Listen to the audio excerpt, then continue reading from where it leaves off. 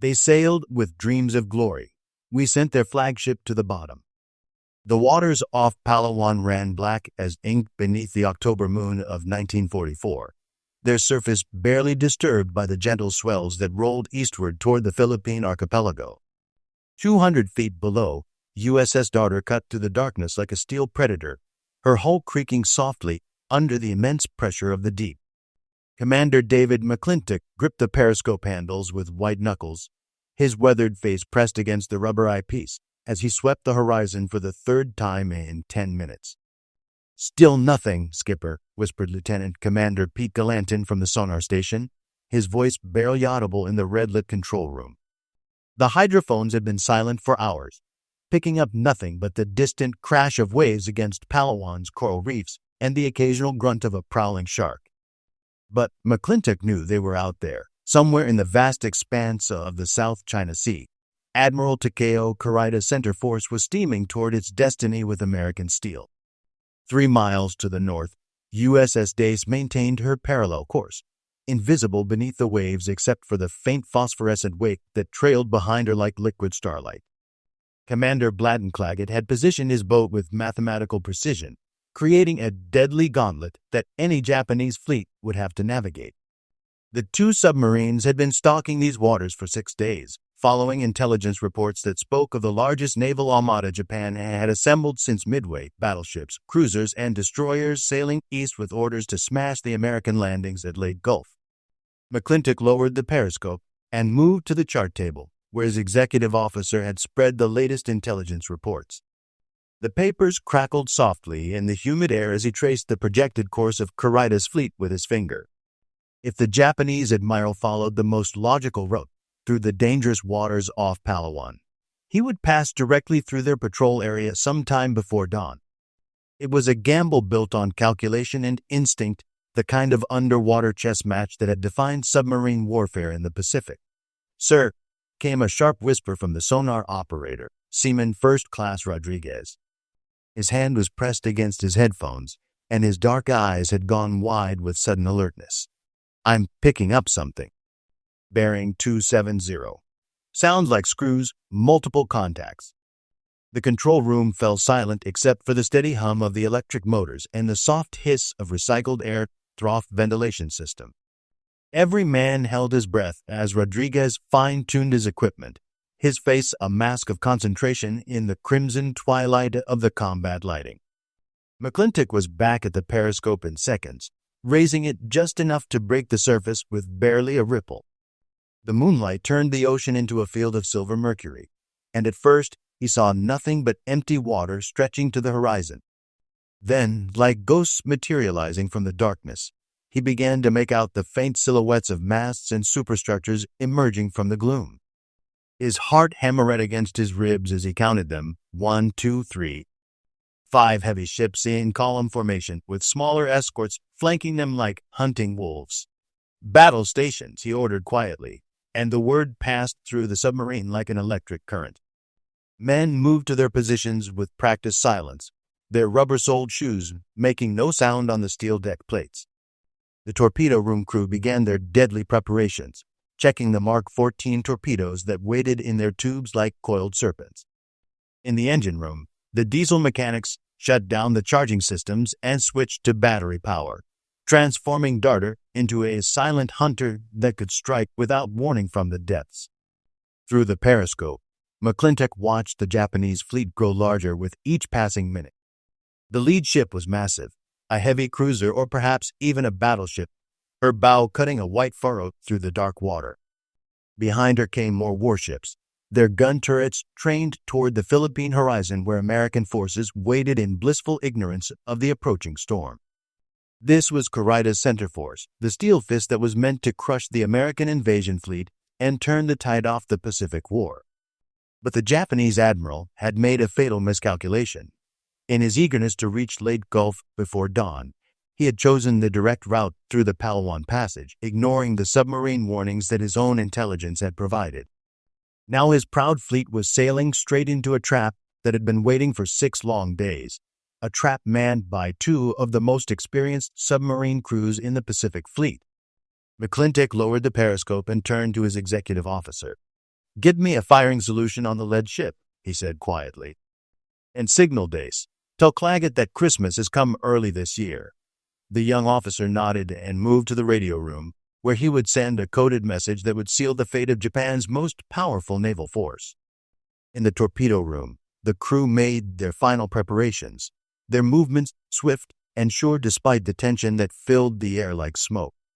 The hunt was about to begin, and in the black waters off Palawan, 2 American submarines prepared to write one of the most decisive chapters in naval history.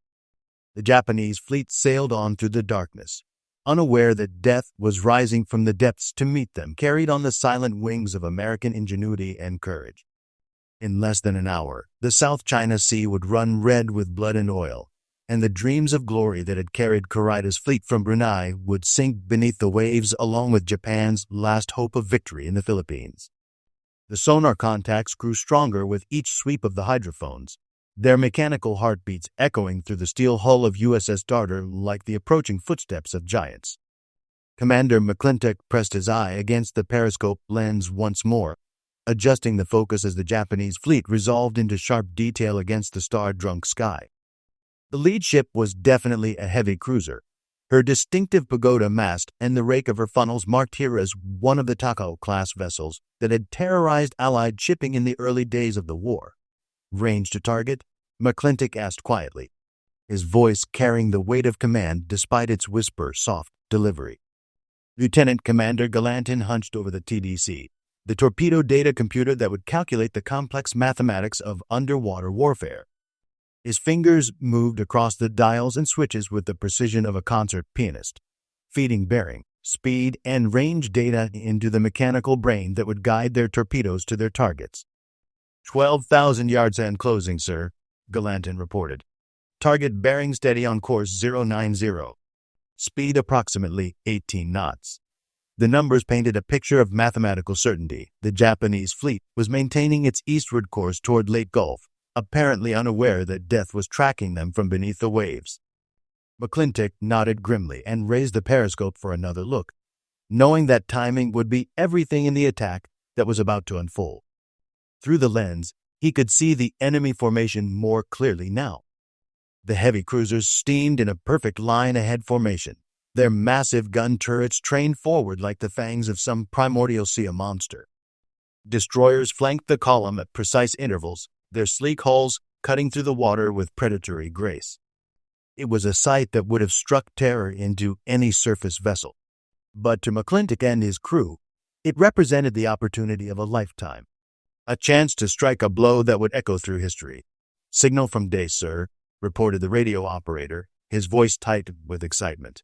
"Commander Claggett reports multiple contacts on the same bearing. He's moving to attack position on the northern flank." McClintock smiled grimly at the news. Claggett was one of the most aggressive submarine commanders in the Pacific Fleet, a man who had earned his reputation by taking calculated risks that would have given lesser officers nightmares. With Dace attacking from the north and Darter from the south, the Japanese fleet would find itself caught in a deadly crossfire from which there would be no escape. The minutes crawled by with agonizing slowness as the 2 submarines maneuvered into their final attack positions. In the torpedo room, Chief Petty Officer Martinez supervised the loading of the final fish, his weathered hands checking each weapon with the care of a surgeon preparing for a delicate operation. The Mark 14 torpedoes were temperamental beasts, plagued by faulty detonators and erratic guidance systems that had cost American submariners dearly in the early years of the war. But recent modifications had improved their reliability, and Martinez had personally supervised the maintenance of each weapon in Darter's arsenal. "Torpedo room reports ready in all respects, sir," came the report from the forward compartment. McClintock nodded and moved to the attack periscope, raising it just enough to get a final bearing on his target. The lead cruiser was now less than 6,000 yards away, close enough that he could make out individual sailors moving on her bridge wing. She was a beautiful ship in her own deadly way, her gray paint gleaming in the moonlight like polished armor. But beauty would not save her from the mathematics of underwater warfare.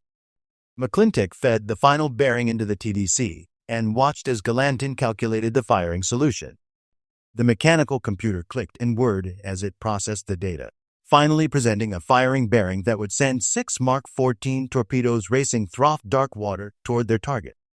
Each torpedo carried a 643-pound warhead of Torpex explosive, enough to tear the heart out of any warship afloat. "Solution ready, sir," Galantin reported. "Recommend firing on the next bearing." McClintock took a deep breath and felt the weight of command settle on his shoulders like a lead blanket. In the next few minutes, he would either strike a decisive blow for the Allied cause or reveal his position to a fleet of enemy warships that could blast Darter into scrap metal with a single salvo from Thermain batteries. The Japanese cruiser continued her steady approach, unaware that 30 feet below the surface, 24 American sailors were preparing to send her to the bottom of the South China Sea. Her lookouts scanned the horizon for signs of enemy aircraft or surface vessels, but none of them thought to look beneath the waves where their death waited with mechanical patience. The hubris that had carried Japan to early victories in the Pacific was about to exact its final price, paid in blood and steel beneath the indifferent stars. McClintock gripped the periscope handles and prepared to give the order that would change the course of naval history. In the distance, he could hear the faint rumble of the Japanese fleet's engines growing louder with each passing second. The moment of truth was approaching, and with it would come either victory or disaster for the men of USS Darter and her sister ship Dace. "Up periscope," McClintock commanded, his voice steady despite the adrenaline coursing through his veins like liquid fire. The attack periscope rose from its well with hydraulic precision, and he pressed his eye against the rubber eyepiece just as the Japanese heavy cruiser crossed into the perfect firing position. Through the lens, the enemy warship loomed like a floating fortress, her forward turrets clearly visible in the moonlight, her battle ensign snapping in the tropical breeze. "Bearing mark," the executive officer called out the numbers as McClintock centered the crosshairs on the cruiser's massive hull, just forward of her bridge structure. The TDC clicked and hummed as it processed the final firing data, calculating the precise moment when 6 American torpedoes would converge on their target like steel sharks drawn to blood. In the torpedo room, Chief Martinez held his breath as the firing circuits energized, ready to send their deadly cargo racing through the dark water. Fire 1. The first Mark 14 torpedo erupted from its tube with a burst of compressed air, its electric motor spinning to life as it armed itself, and began its deadly run toward the Japanese cruiser. Fire 2. Fire 3. The commands came in rapid succession, each torpedo launching with a shudder that ran through Darter's hull like the heartbeat of some great predator. McClintock watched through the periscope as the weapons disappeared into the black water, their wakes invisible in the darkness, but their paths burned into his memory with mathematical precision. 60 seconds. That was how long it would take for the torpedoes to reach their target. 60 seconds that stretched like hours in the cramped confines of the submarine's control room. McClintock kept the periscope raised, knowing that he needed to observe the results of his attack even though it meant risking detection by the Japanese lookouts. Through the lens, he could see the enemy cruiser continuing her steady course, her crew blissfully unaware that death was racing toward them at 46 knots. "Torpedo running hot, straight, and normal," reported Rodriguez from the sonar station, his trained ear picking up the high-pitched whine of the electric motors as they drove the weapons toward their target. One by one, the other torpedoes checked in as normal, their guidance systems functioning perfectly as they homed in on the massive bulk of the Japanese warship. McClintock began counting down the seconds in his head, his fingers gripping the periscope handles with white-knuckled intensity. 40 seconds. 30. 20. The Japanese cruiser steamed on through the night, her lookout scanning the empty horizon for threats that would never come from that direction. Her radar operators swept their equipment back and forth, searching for aircraft that might be approaching from the Philippines. None of them suspected that 6 American torpedoes were closing the final 100 yards to their target, guided by the cold mathematics of underwater warfare. 10 seconds. 5. The first explosion lit up the night like a miniature sun, a column of orange flame and black smoke erupting from the cruiser's port side just forward of her number 1 turret. The blast was followed by a second detonation, and then a third, as the Mark 14 torpedoes found their mark with devastating precision. Through the periscope, McClintock watched in fascination as the enemy warship staggered under the multiple impacts, her forward magazines detonating in a chain reaction that sent debris flying hundreds of feet into the air. Hit! Hit! Hit! The cry went up throughout Darter's compartments as the sound of the explosions reached them through the water, transmitted by the hull like a giant's drumbeat. In the engine room, the crew cheered despite their training to maintain silence. In the torpedo room, Chief Martinez allowed himself a grim smile as he supervised their loading of the forward tubes. They had drawn first blood in the ambush, but the battle was far from over. The Japanese cruiser, which McClintock would later learn was the flagship Atago, began listing heavily to port as thousands of tons of seawater poured through the torpedo holes in her hull. Her forward turrets had been twisted into scrap metal by the explosions, and secondary fires were breaking out throughout her superstructure. But even as she died, the proud warship's crew continued to fight, her damage control parties racing to contain the flooding, while her remaining guns trained toward the direction from which the attack had come. "Take her down," McClintock ordered, snapping the periscope handles up as he sent the scope plunging back into its well. The diving alarm echoed through the submarine as the plainsmen pushed their controls forward, sending Darter into a steep dive toward the protective depths. Behind them, the night erupted into chaos as the Japanese fleet reacted to the ambush, their searchlights sweeping the water while their destroyers began racing toward the estimated position of their attackers. But McClintock's work was not finished. Even as Darter dove toward safety, the second phase of the ambush was beginning 3 miles to the north, where Commander Claggett and the crew of USS Dace were preparing to add their own deadly contribution to the destruction of Japan's center force.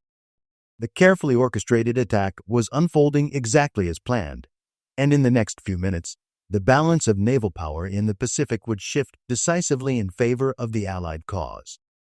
Through the hull, the men of Darter could hear the distant rumble of explosions as Admiral Kurita's flagship continued to die, her magazines detonating in spectacular fashion as she rolled over and began her final plunge toward the bottom of the South China Sea.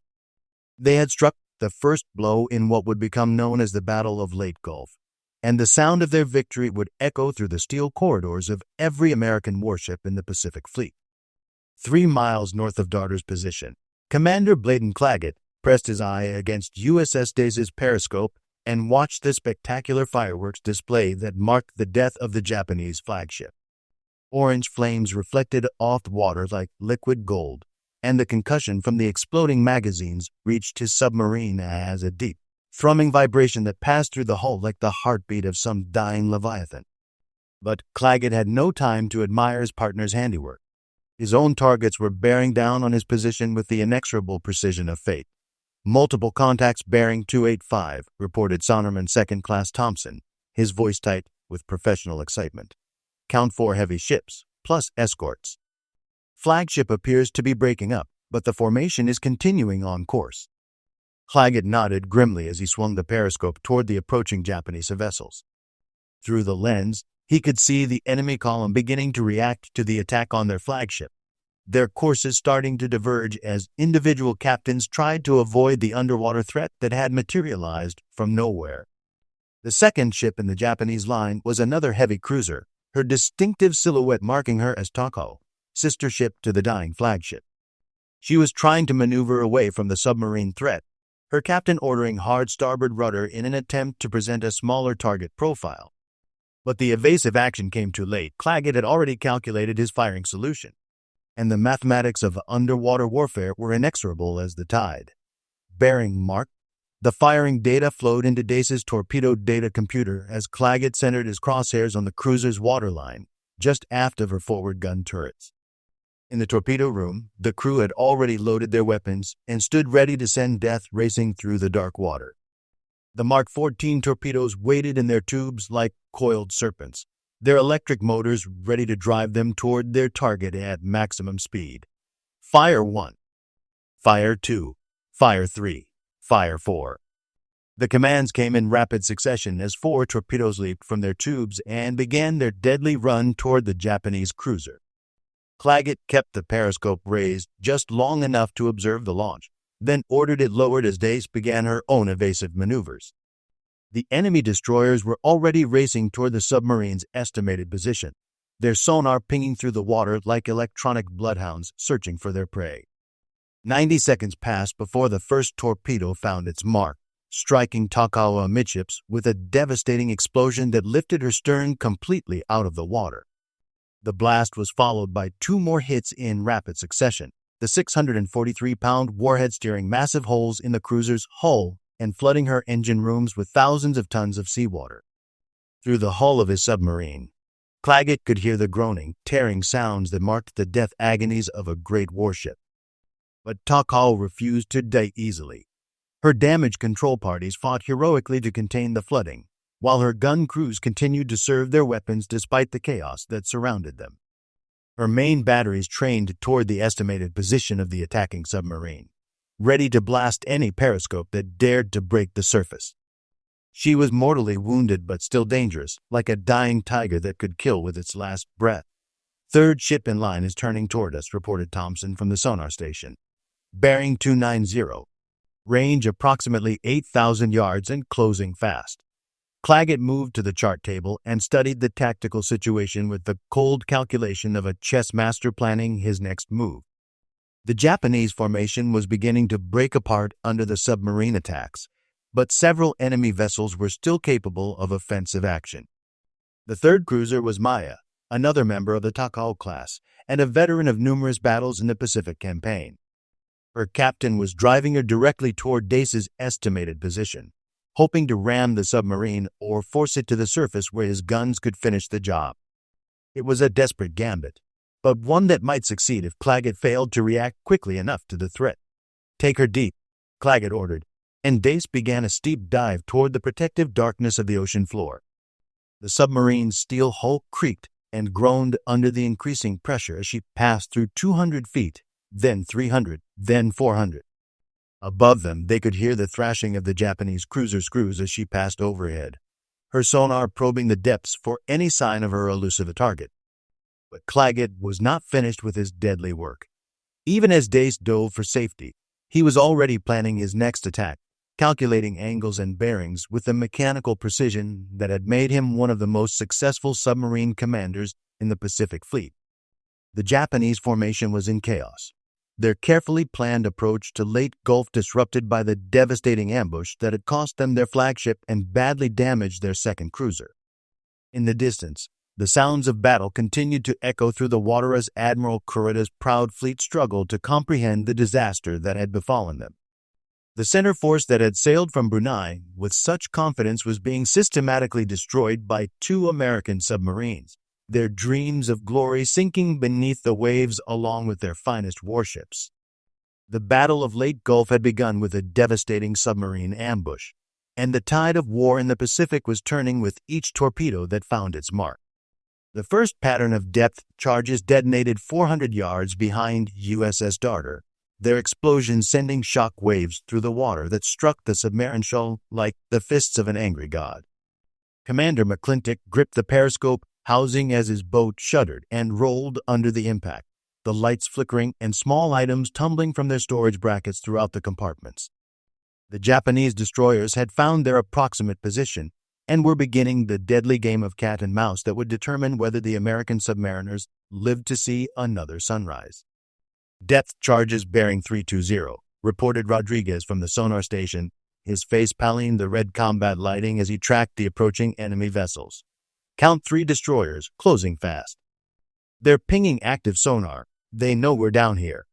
The hydrophones filled the control room with the mechanical ping-ping-ping of Japanese sonar, a sound that every submariner learned to fear more than enemy gunfire. Active sonar meant that the destroyers were hunting in earnest, probing the depths with their electronic eyes. McClintock studied the depth gauge and ordered the plainsmen to take Darter even deeper, seeking the protection of the thermal layers that might hide them from enemy sonar. At 600 feet, the submarine's hull groaned under the immense pressure, and small rivulets of water began seeping through the torpedo tube seals. But the steel held testimony to the skill of the shipyard workers who had built her in the dark days after Pearl Harbor, when American industry was transforming itself into the arsenal of democracy. Above them, the Japanese destroyers began their systematic search pattern, dropping depth charges in carefully calculated intervals designed to bracket any submarine that might be hiding in the depths. Each explosion sent more shock waves through the water, battering Darter's hull and testing the nerves of her 40-man crew. In the torpedo room, Chief Martinez secured loose equipment and checked the torpedo tube doors for damage, knowing that their lives might depend on their ability to reload and fire again. "Second pattern incoming," Rodriguez warned, his trained ear picking up the distinctive splash of depth charges hitting the water far above them. The men of Darter braced themselves for impact, knowing that each explosion brought the possibility of a hull breach that would send thousands of tons of seawater crashing into their steel sanctuary. The charges detonated closer this time, the concussion strong enough to knock several sailors off their feet and shatter the glass face of a pressure gauge. For 30 minutes, the deadly game continued as the Japanese destroyers methodically searched the area where their sonar operators believed the American submarine was hiding. Pattern after pattern of depth charges rained down from above, each explosion carefully plotted to maximize the chance of a killing blow. But McClintock had learned his trade in the most unforgiving school of all, combat against a determined enemy, and he used every trick in the submariner's book to evade detection. Silent running was the key to survival. Every piece of non-essential equipment was shut down to reduce the submarine's acoustic signature. The crew moved like ghosts through the compartments, communicating in whispers and hand signals. Even the air conditioning was turned off, and the temperature began to climb as 40 men breathed the same recycled air over and over again. But they endured the discomfort in silence, knowing that their lives depended on remaining invisible to the electronic ears that searched for them. 3 miles away, USS Dace was fighting her own battle for survival as 2 more Japanese destroyers converged on her position. Commander Claggett had taken his boat to maximum depth and was using every ounce of his skill and experience to evade the depth charge attack that threatened to crush his submarine like an eggshell. The sound of explosions echoed through the water between the 2 American boats, each blast a reminder of the deadly peril that surrounded them. But the Japanese destroyers were not having things entirely their own way. Their sonar operators were struggling to maintain contact with targets that seemed to vanish and reappear like phantoms in the depths. The thermal layer sand temperature gradients in the South China Sea created false echoes and acoustic shadows that confused their equipment and made accurate targeting nearly impossible. What should have been a relatively simple hunt for damaged submarines was turning into a frustrating game of blind man's bluff. As the minutes passed, the Japanese destroyer captains began to realize that they were dealing with highly skilled opponents who knew every trick of submarine warfare. These were not the inexperienced crews that they had faced in the early days of the war, but veteran submariners who had learned their deadly trade in dozens of successful patrols. The American submarines continued to evade detection despite the intensive search efforts, and time was running out for Admiral Kurita's already decimated fleet. The depth charge attack finally began to slacken as the Japanese destroyers exhausted their supply of underwater weapons. One by one, they broke off their search and returned to the main formation, leaving the 2 American submarines battered but still operational in the depths below. McClintock waited another 20 minutes before ordering Darter back to periscope depth, knowing that premature exposure could bring the enemy destroyers racing back to finish the job they had started. When the periscope finally broke the surface, McClintock found himself looking at a scene of devastation that exceeded his wildest expectations. The Japanese flagship Atago had completely disappeared, taking Admiral Kurita and most of her crew to the bottom of the South China Sea. The heavy cruiser Takao was listing heavily and appeared to be under tow by one of the destroyers, black smoke pouring from her shattered superstructure. The carefully ordered formation that had approached the Palawan passage had been transformed into a scattered collection of damaged ships struggling to survive the devastating ambush. Admiral Takao Kurita stood on the bridge of the heavy cruiser Yamato, his weathered face illuminated by the orange glow of fires burning on the horizon where his flagship had died. The most powerful naval force that Japan had assembled since the Battle of Midway was scattered across 20 miles of ocean, its carefully planned approach to Leyte Gulf disrupted by an enemy that struck from the depths without warning. In the space of 30 minutes, 2 American submarines had accomplished what an entire fleet of surface vessels might have failed to achieve. The loss of Atago was more than just the destruction of a single warship. It was the severing of the command structure that held the center force together.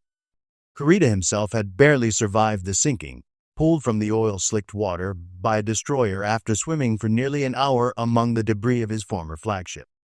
His staff officers were scattered among the surviving ships, and the complex communications network that coordinated the movements of 23 major warships had been shattered in the space of a few torpedo explosions. Takao was still afloat, but barely. The heavy cruiser had taken 3 torpedo hits amidships and was listing so severely that her captain had ordered all non-essential personnel to abandon ship. Destroyer Naganami was attempting to take her under tow, but the operation was proceeding slowly in the face of continued submarine threats. Every man in the Japanese fleet knew that more American submarines might be lurking in the depths, waiting for another opportunity to strike at the crippled formation. Admiral reported his chief of staff, Commander Yamamoto, "We have confirmed casualties from Atago, 360 dead, including most of the communications staff." Takao reports heavy flooding and requests permission to return to Brunei for emergency repairs. The numbers struck Kurita like physical blows. Each casualty report another nail in the coffin of Japan's hopes for victory in the Philippines. The center force that was supposed to smash the American invasion fleet had been crippled before it could even reach the battlefield. But abandoning the mission was not an option. Too much depended on the success of Operation Shogo, Japan's last desperate gamble to turn the tide of the Pacific War. Even with his flagship sunk and his communications disrupted, Kurita had to press on toward Leyte Gulf and hope that his remaining ships could still accomplish their mission. The alternative, allowing the Americans to establish an unshakable foothold in the Philippines, was too terrible to contemplate. "Signal all ships," Kurita ordered grimly. "We continue toward San Bernardino Strait. Takao will return to Brunei with destroyer escort. All other vessels will maintain formation and proceed according to plan." The orders went out by flag hoist and signal lamp, the traditional methods of naval communication that seemed primitive in an age of electronic warfare, but were proof against torpedo attacks that could sever radio cables and destroy transmitting equipment. The decision to continue was both courageous and controversial. Many of Kurita's subordinate commanders believed that the submarine attack was merely the prelude to a much larger ambush, that American aircraft and surface vessels were converging on their position even as they struggled to reorganize their shattered formation. The element of surprise that was essential to the success of their mission had been lost, and proceeding into the narrow waters of San Bernardino Strait would expose them to attack from multiple directions. But Kurita had not risen to flag rank by avoiding difficult decisions. He knew that retreat would guarantee the failure of Operation Shogo and seal Japan's fate in the Pacific. Only by pressing forward, regardless of the risks, could he hope to accomplish the mission that had been entrusted to him by the highest levels of the Japanese government. The center force would continue toward its appointment with destiny, even if that destiny was destruction in the waters off Leyte Gulf. 200 feet below the surface, Commander McClintock was tracking the Japanese fleet's movements through the periscope of USS Darter. The enemy formation was indeed continuing eastward, though at a much reduced speed, and with obvious signs of damage and disorganization.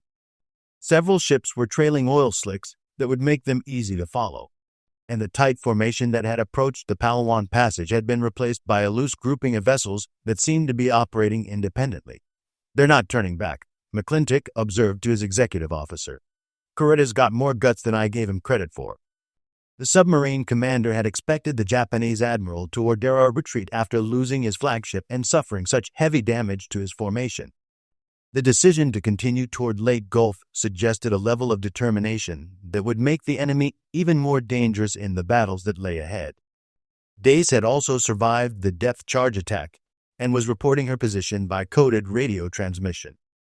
Commander Claggett's boat had sustained minor damage from the underwater explosions, but her hull remained intact and her torpedo tubes were operational.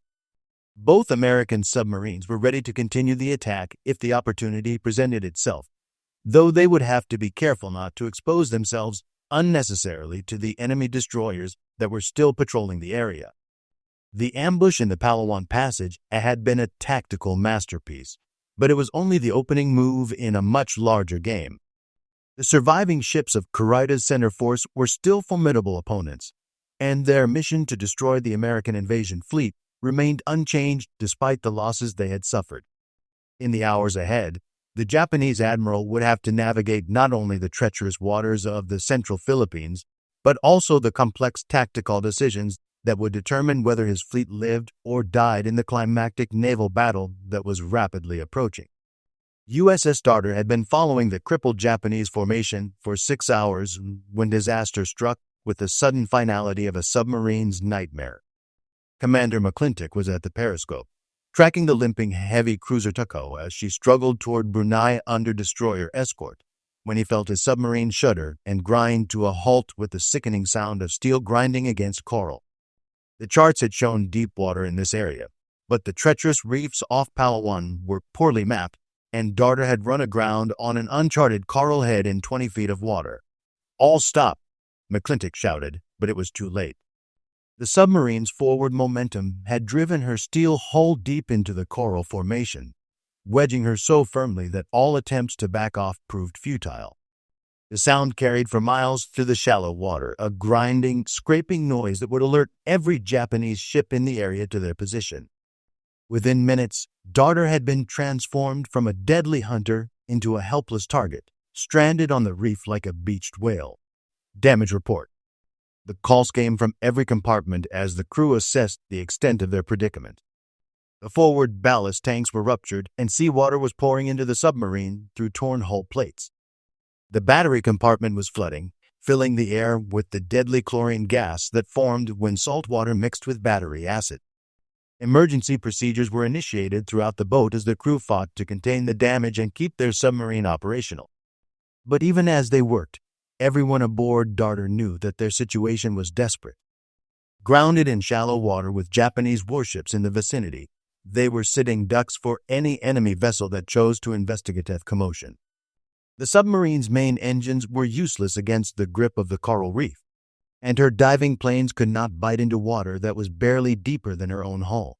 "Sir, we're taking on water faster than the pumps can handle it," reported the damage control officer, his voice tight with controlled panic. "The forward torpedo room is flooding, and we've lost all power to the bow planes." McClintock absorbed the information with the stoic calm that had carried him through dozens of successful patrols. But inwardly, he was calculating the odds-off survival for his 40-man crew. The sound of approaching screws reached them through the hull fast, light vessels that could only be Japanese destroyers racing to investigate the disturbance. Through the periscope, McClintock could see the distinctive silhouettes of enemy warships on the horizon, their gun turrets training toward Darter's position like the eyes of hunting predators.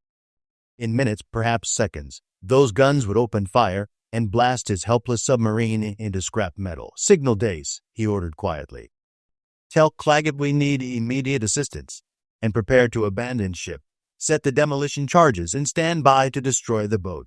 The words tasted like ashes in his mouth, but there was no alternative. Better to scuttle Darter than allow her to fall into enemy hands where her secrets might be used against other American submarines. 3 miles away, Commander Claggett received the desperate signal and immediately ordered USS Dace to emergency speed toward her sister submarine's position. The twin electric motors screamed at maximum power as the submarine raced through the shallow water, her crew preparing for a rescue operation that would expose them to the same dangers that had trapped Darter.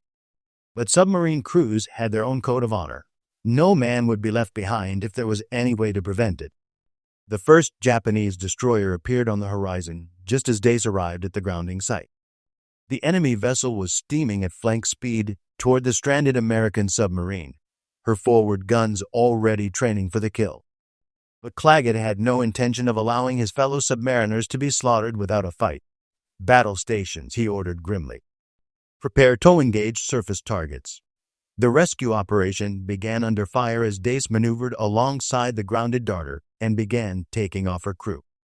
Men leaped from the conning tower of the stranded submarine into the choppy water, where they were hauled aboard Dace by her topside crew. The Japanese destroyer was closing rapidly, her guns beginning to find the range as shells splashed into the water around both American submarines. "Demolition charges set," reported Chief Martinez as he prepared to become one of the last men to leave his submarine. The explosive devices would ensure that Darter's secrets died with her, denying the enemy any intelligence that might be used against other American boats. It was a bitter end for a submarine that had served with distinction throughout the Pacific campaign, but it was better than allowing her to serve the enemy cause. The rescue of USS Darter's crew unfolded with desperate efficiency as enemy shells began falling closer to the two submarines locked together in the shallow water off Palawan.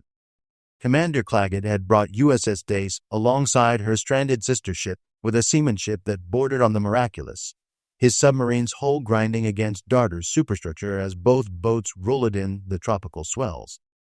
Japanese destroyer Asashimo was closing rapidly from the northeast, her 5-inch guns firing with increasing accuracy as her gunners found the range. "Move! Move! Move!" Chief Martinez shouted as he shepherded the last of Darter's crew across the narrow gap between the submarines. The men leaped from one pitching deck to another, their hands reaching desperately for the safety lines that Dace's topside crew had rigged for the evacuation. Behind them, their abandoned submarine was already showing signs of the flooding that would eventually claim her bow settling deeper into the coral as thousands of gallons of seawater poured through her ruptured hull. Commander McClintock was the last man to leave his command, as naval tradition demanded. He stood for a moment on Darter's conning tower, looking down at the submarine that had been his home for 2 years of Pacific warfare. She had carried him and his crew safely through 23 combat patrols, sinking over 100,000 tons of Japanese shipping and earning a reputation as one of the most successful boats in the Pacific Fleet. Now she would die on this anonymous coral reef, but her sacrifice would not be in vain if her crew lived to fight another day. The demolition charges detonated just as McClintock dropped into Dace's conning tower, the explosion sending columns of water and debris skyward as Darter's hull was torn apart by her own crew.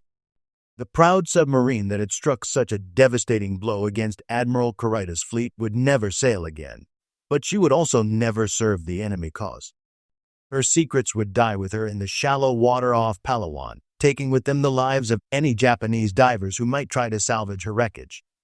Dive! Dive! Dive! Claggett's command echoed through Dace's compartments as the submarine began her emergency dive away from the approaching Japanese destroyer. The extra weight of Darter's crew made the maneuver more difficult, but the plainsmen compensated with skill born of long experience. Within minutes, both submarines' worth of American submariners were disappearing beneath the waves, leaving only an oil slick and floating debris to mark where their battle had taken place. Asashimo arrived at the scene to find nothing but the twisted wreckage of an American submarine scattered across the coral reef.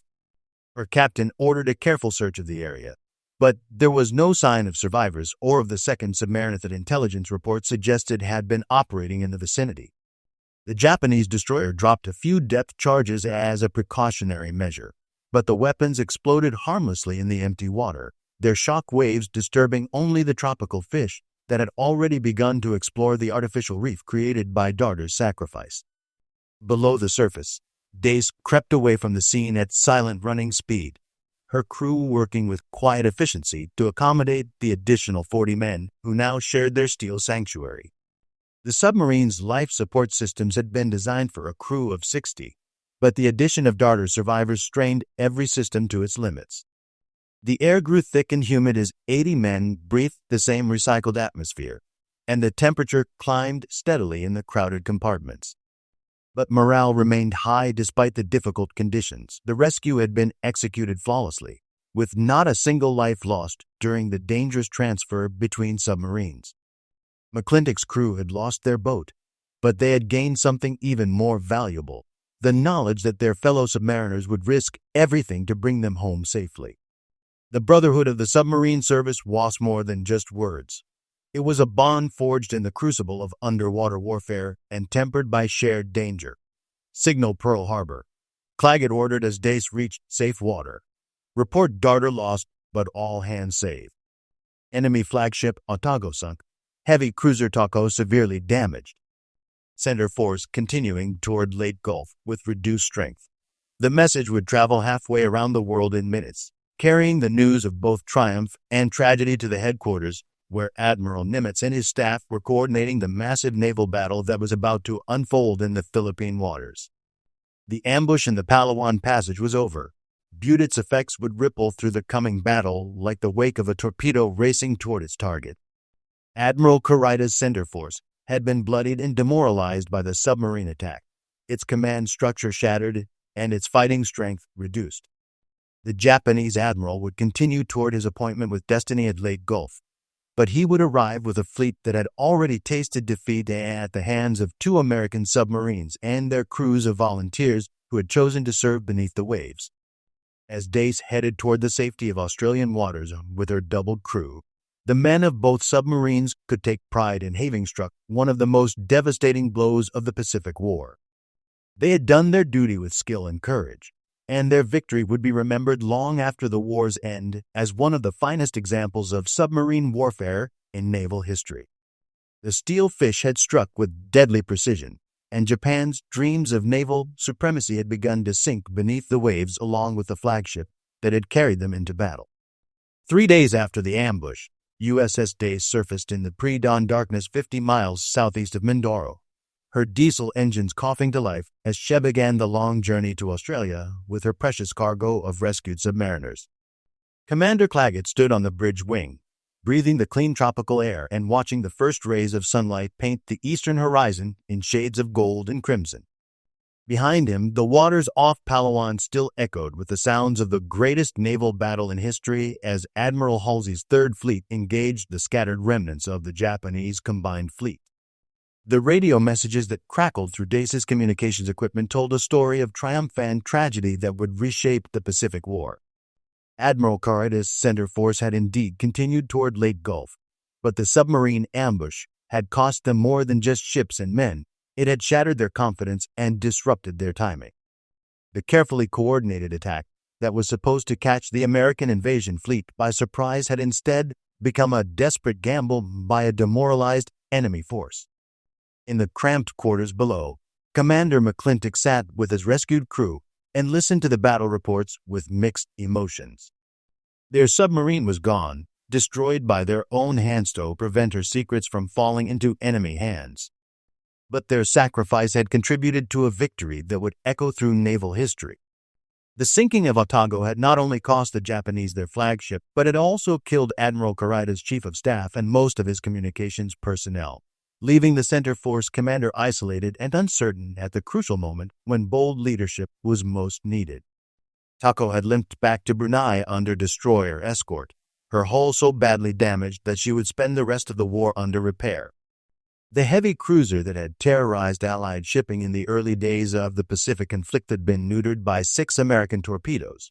Her fighting days ended in the space of 90 seconds by the precise mathematics of underwater warfare. Her survival was testimony to the skill of her damage control parties, but her retreat had further weakened Kurita's already decimated force. The reports filtering in from the main battle told of American aircraft swarming over the Japanese fleet like angry wasps, their bombs and torpedoes adding to the destruction that the submarines had begun. The mighty battleship Musashi, sister ship to the legendary Yamato, had been sent to the bottom by repeated air attacks, taking with her over 1,000 Japanese sailors and removing another powerful unit from Kurita's order of battle. The center force that had sailed from Brunei with such confidence was being systematically destroyed by the coordinated efforts of American submarines, aircraft, and surface vessels. But the cost of victory was not measured only in enemy ships sunk and Japanese lives lost.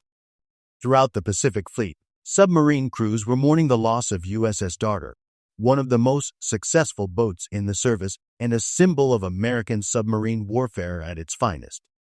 Her crew had been saved, but the submarine herself was gone, added to the long list of boats that had given their lives in the struggle against Japan's Pacific Empire.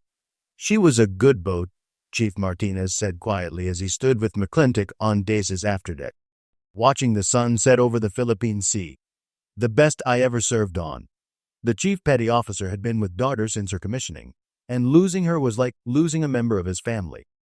But he took comfort in knowing that she had died in victory, her final battle a masterpiece of submarine warfare that would be studied in naval academies for generations to come.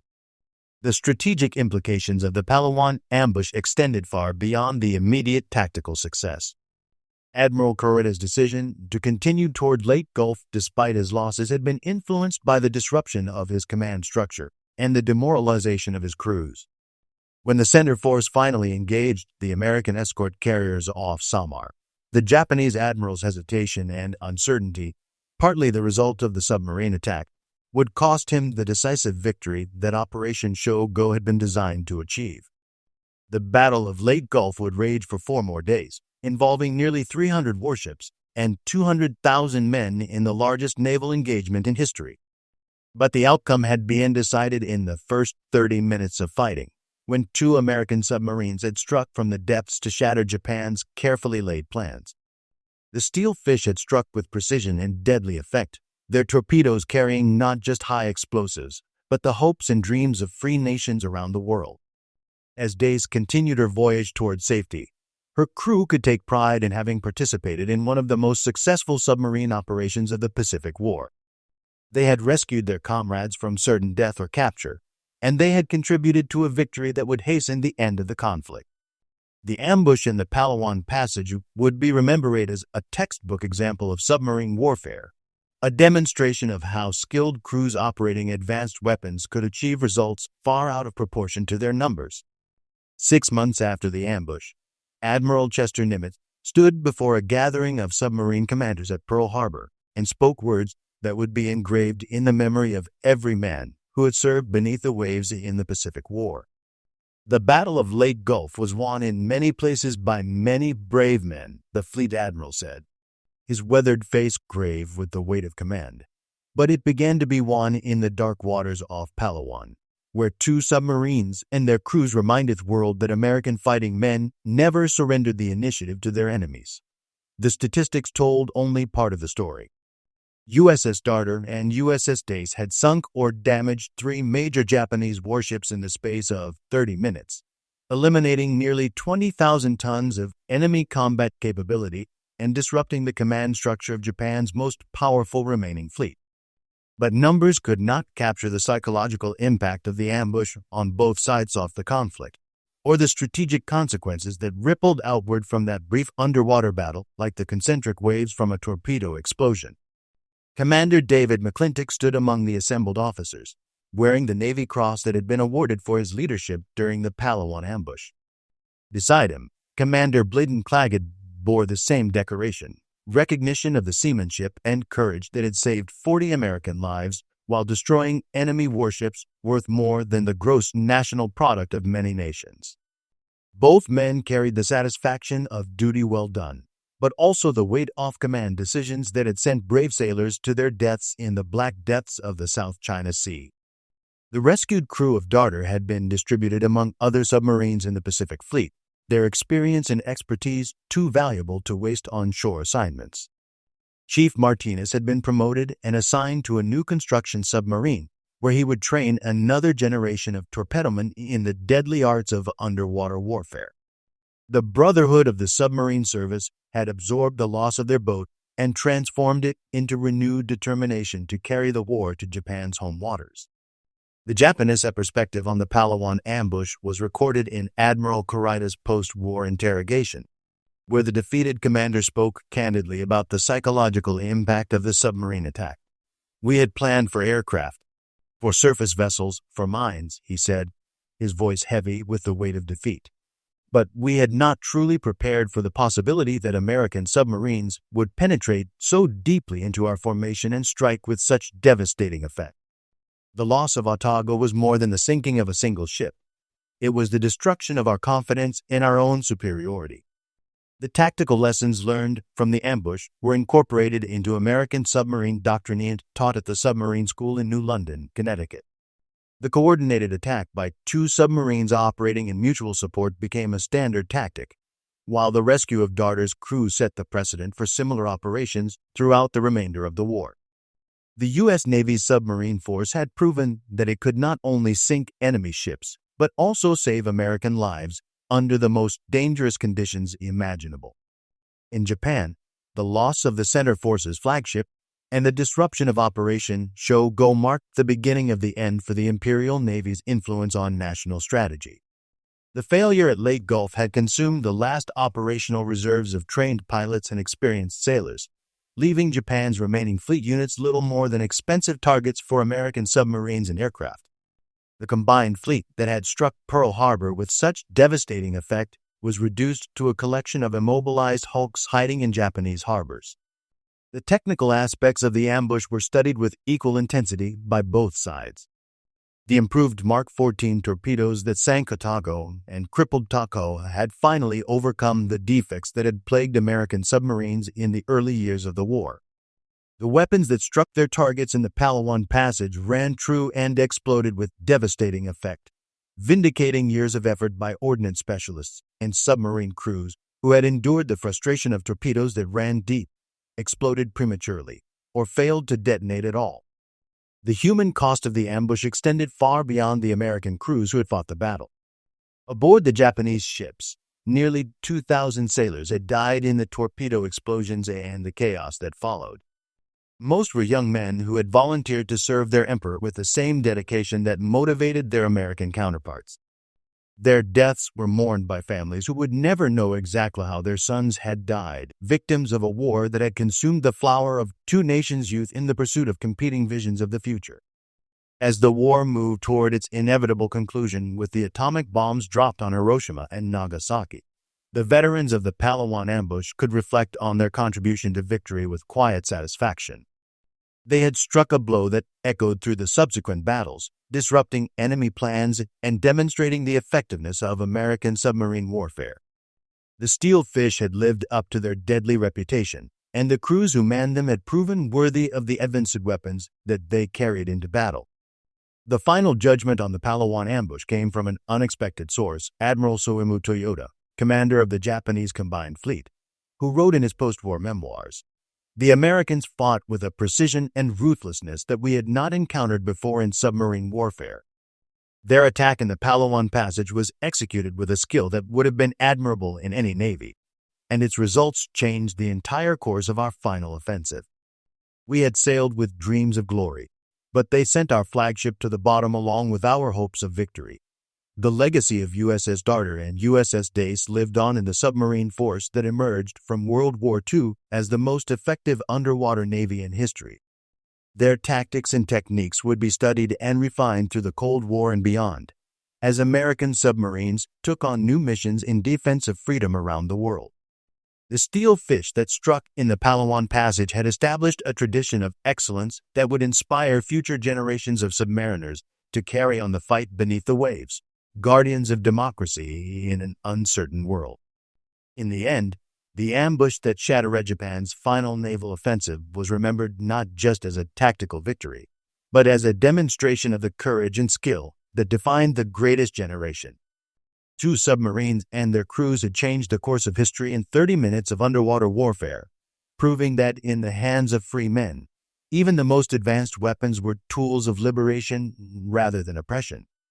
They had sailed into battle with dreams of victory, and they had sent an empire's ambitions to the bottom of the sea along with the flagship that carried them.